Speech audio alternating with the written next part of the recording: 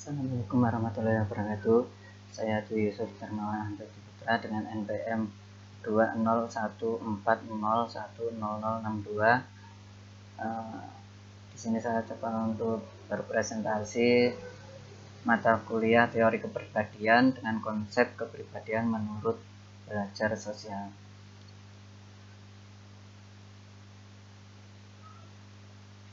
Teori belajar sosial merupakan perluasan dari teori belajar perilaku yang tradisional. Teori pembelajaran sosial ini dikembangkan oleh Albert Bandura. Teori ini menerima sebagian besar dari prinsip teori-teori belajar perilaku, tetapi memberi lebih banyak penekanan pada efek-efek dari isyarat-isyarat pada perilaku dan pada proses-proses internal. Pada teoritis Bandura dalam teori pembelajaran sosial yaitu satu, pembelajaran pada hakikatnya berlangsung melalui proses peniruan. Dua, dalam imitation atau modeling individu dipahami sejak pihak yang memainkan peran aktif dalam menentukan perilaku mana yang hendak ia tiru dan frekuensi serta intensitas peniruan yang hendak ia jalankan.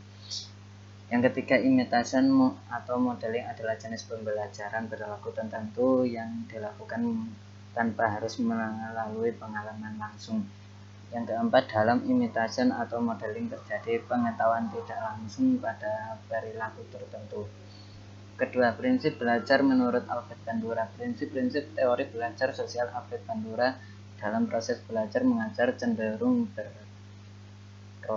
berorientasi pada satu, kepribadian seseorang berkembang melalui proses pengamatan. Dua, melalui proses pengamatan yang dapat ditindak sebagai pengalaman. Ketiga, determinisme resipokal dalam teori belajar sosial Bandura. Yang kelima, teori belajar sosial berusaha menjelaskan tingkah laku manusia dari segi interaksi flashback yang berkesinambungan antara faktor kognitif, tingkah laku, dan faktor lingkungan.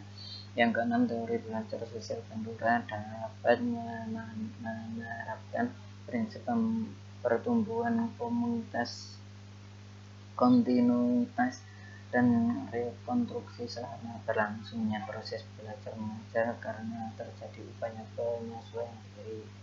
Ketiga, penerapan teori belajar sosial dalam menimbulkan akademik. Konsep motivasi belajar berkaitan erat dengan prinsip bahwa perilaku yang memperoleh penguatan di masa lalu lebih memiliki kemungkinan diulang. Pembelajaran sosial adalah pemodelan, dan pemodelan ini merupakan salah satu langkah paling penting dalam pembelajaran terpadu, yaitu ada dua jenis, diantaranya pembelajaran melalui pengamatan terjadi melalui kondisi yang dialami orang lain. Yang selanjutnya, pembelajaran melalui pengamatan individu meniru perilaku model meskipun model itu tidak mendapatkan penguatan kognitif, penguatan positif atau penguatan negatif. Faktor-faktor yang mempengaruhi kepribadian diri dalam proses belajar.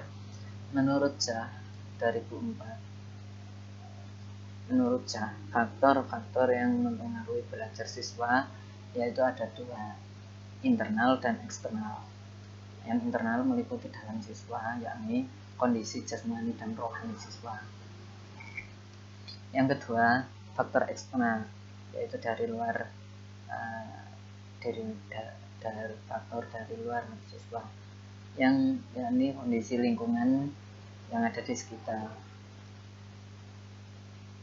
Selanjutnya, menurut Daryono mengemukakan faktor-faktor yang mempengaruhi hasil belajar dari sebagai berikut. Faktornya juga ada dua, meliputi internal dan eksternal. Internal meliputi kesehatan, intelijensi dan bakat, minat dan motivasi cara belajar. Faktor eksternalnya keluarga, sekolah, masyarakat, lingkungan sekitar.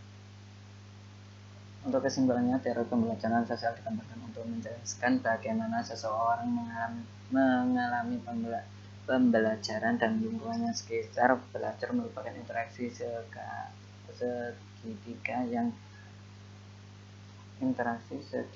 yang saling berpengaruh dan mengikat antara lingkungan, faktor-faktor personal, dan tingkah laku yang meliputi proses kognitif belajar.